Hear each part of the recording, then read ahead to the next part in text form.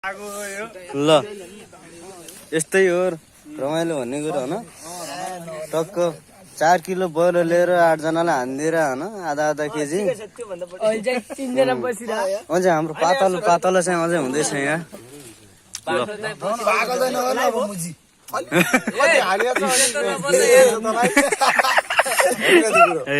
यता पनि जता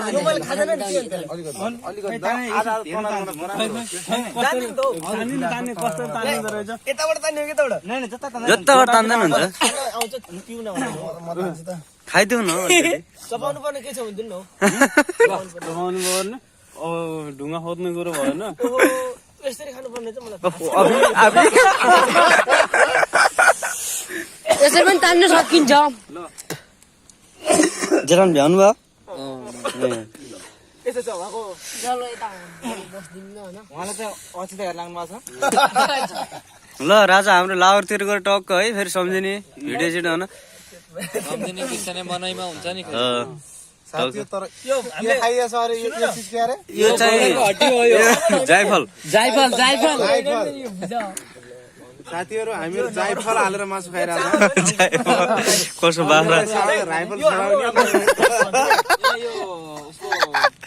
राइफलको बितडा होला 2 लाख परेको यो अनि 55,000 को यो के हो यो यार यो चिन्न सकेन मैले चामल होइन नि भुजा पनि होइन पुंजुलगिरा आयो।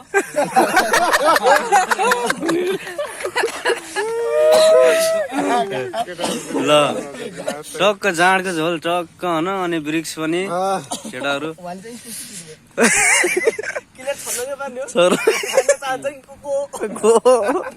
नाम चाहिँ अब इन्ट्रोडक्सन नगरौँ पुरा फुल फर्म नभनौ हैन नाम भनेपछि फेरि बेर्जेत होला। यसो भिडियो गर्नेको पनि यसो खिचाउन यहाँ त यो गर्ने को होला सुनसान ठाउँमा यो चाहिँ म आफै हो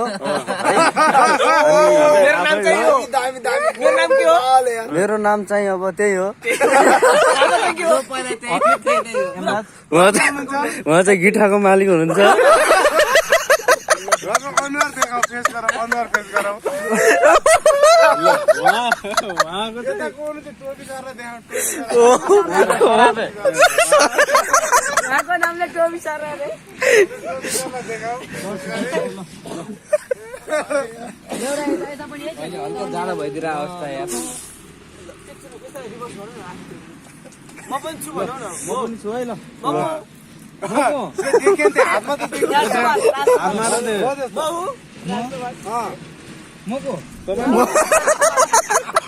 बागमती नदी हो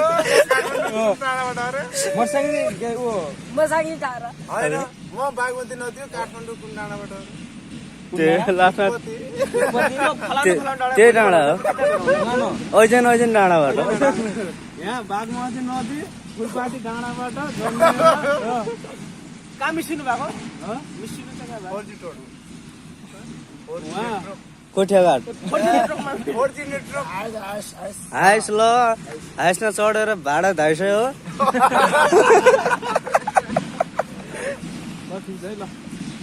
फुल होला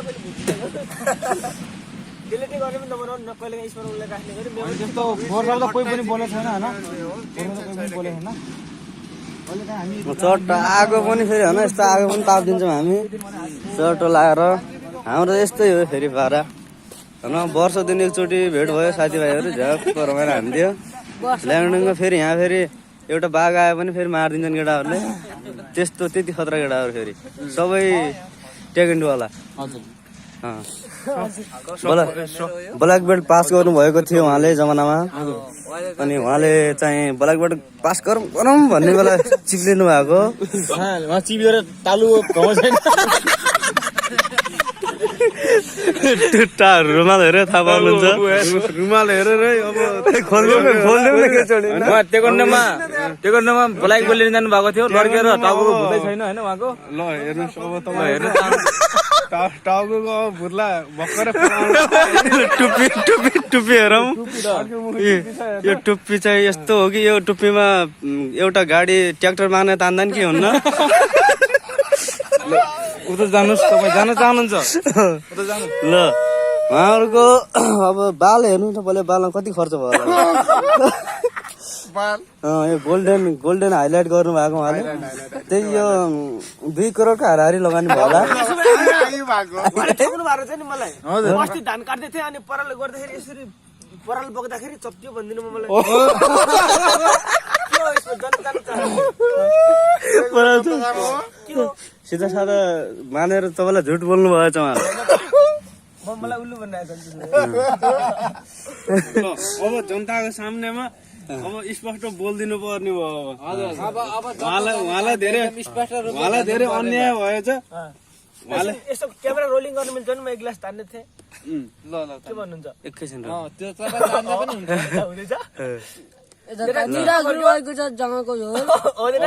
यो गिलास चाहिँ के होइन उहाँको अगाडि एक गाग्री पनि रित्तिन्छ किन भनेको क्यामेरा रोलिङ गर नि त कतातिरको रोलिङ गर्ने हो बाल्टिङ पनि नै मैले त देखाइरहेको छु ल क्यामेरा फर्किरहेको छैन त्यो के होइन त्यो मुखमा लगाएको मात्रै हो त्योभन्दा त कति धेरै गयो पहिल्यै यस्तो मलाई एउटा गिलास नपुग्नु भयो हाम्रो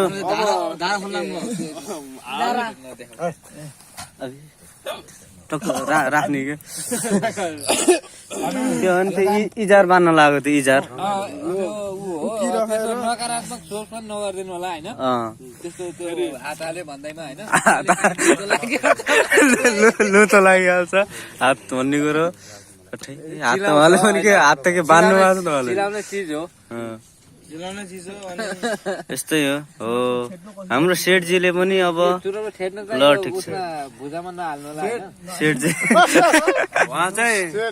सेठ हुनुहुन्छ उहाँ चाहिँ एकदम ठुलो सेट हुनुहुन्छ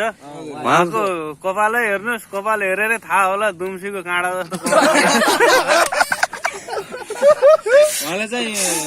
प्राय गिटा खानुहुन्छ उहाँले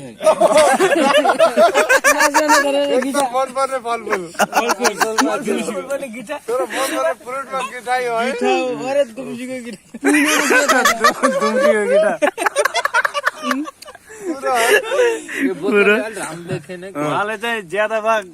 फर्सी र गिठा धेरै मन पराउनुहुन्छ गिटा भन्दा पनि धेरै जस्तो पर्छ यस्तो हो होइन सेठ हामीले भनेको यस्तो हो कि उहाँको समथिङ अरबौँको प्रपर्टीवाला मान्छे हुनुहुन्छ एउटा फरारीमा फरारीमा हिँड्नुहुन्छ हाम्रो गाउँमा फरारी मचाएर हिँडिदिनुहुन्छ हामी त के गर्ने अब होइन हामीसँग पनि खासै गरिब त होइन यस्तै छन् 2-4 करोडका त